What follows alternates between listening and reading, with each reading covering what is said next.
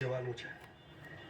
ઉમ્મીદ પૂરી કરતા પહેલા જે પાયાની વાત છે કે હું કેમ મનુષ્ય બન્યો, આજ મા બાપ કેમ, આજ પત્ની કેમ, આજ પતિ કેમ, આ સવાલો સાલા આપણને થતા નથી. સવાલો થતા નથી એટલે એના જવાબો મળતા નથી, અને જવાબો મળતા નથી એટલે બસ મેગી 2 મિનિટ, પૈસા પૈસા પૈસા ને સેક્સ.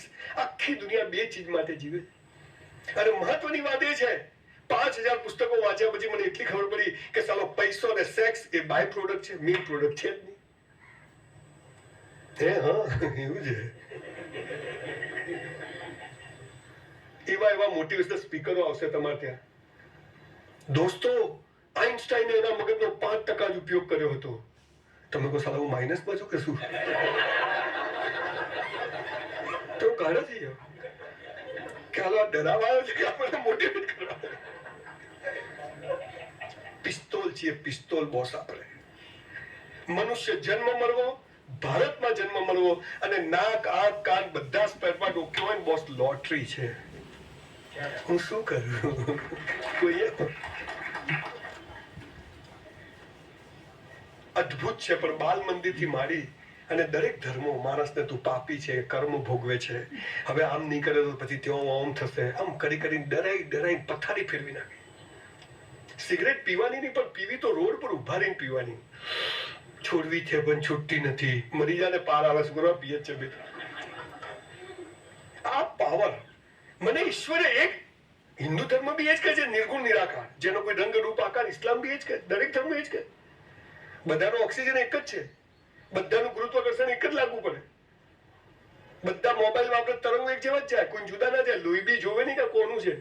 તો આ બધી બબાલો શાની છે? અને એના કારણે માણસ આગળ વધી શકતો નથી. અને ઉમ્મીદ હવે પાછા 2022 આવશે કે ઉમ્મીદ 2022 એટલે પછી શું?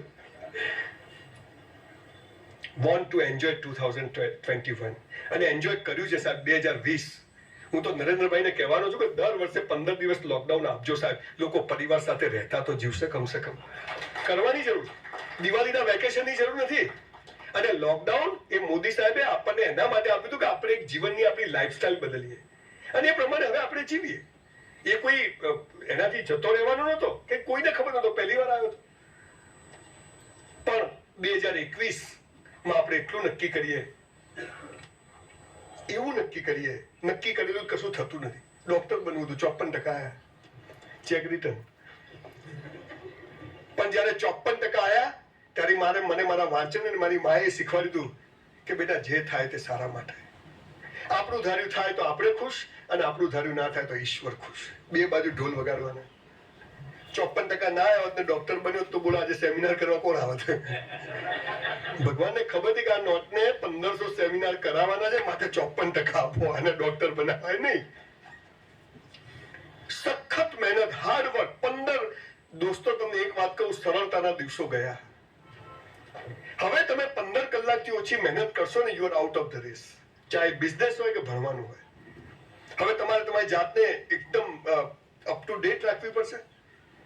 આ બધી પલિતીથી ઉપર રહીને જીવવું પડશે, ઇન્સાનિયત ઉપર જીવવું પડશે. અને પાયાની થોડીક વાતો જો આપણે આપણા જીવનમાં આવી જશે તો પ્લીઝ, ખબર સાયકલ પહેલી વાર ચલાવો ખાલી પડી જ જાય, ખબર છે? બાપા ગમે એટલી પકડે પણ પછી આવડી જાય, પછી હાથ છૂટતા, દાંત બી છૂટા થઈ જાય, ઓવર કોન્ફિડન્સ આવી જાય તો.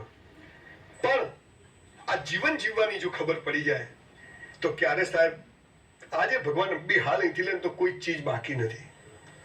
આ સમજ આવી જાય કે હું અહીંયા આવ્યો છું એક ચોક્કસ કારણથી આવ્યો છું, મારો રોલ ભજવવાનો છે અને હું બેસ્ટ ભજવીશ. મારી એક જ ટેગલાઈન છે, ઉમ્મીદ 2021 માં તમને બધાને એક ટેગલાઈન આપીને જઉં છું. અને 1 વર્ષ પછી આપણે આટલા જ લોકો મળીશું અને યુ સી ધ ચેન્જ. આ જગત છે ને વાઇબ્રેશનનું છે. આ તરંગો દેખાય છે અહીંયા. પણ હાલ મોદી સાહેબને ફોન લગાવ્યો તો એમનો અવાજ પકડાય પાટ દઈને, હે ને? અને દાઉદ ઇબ્રાહિમને લગાવ્યો તો એનો પકડાય, બધાને પકડાય.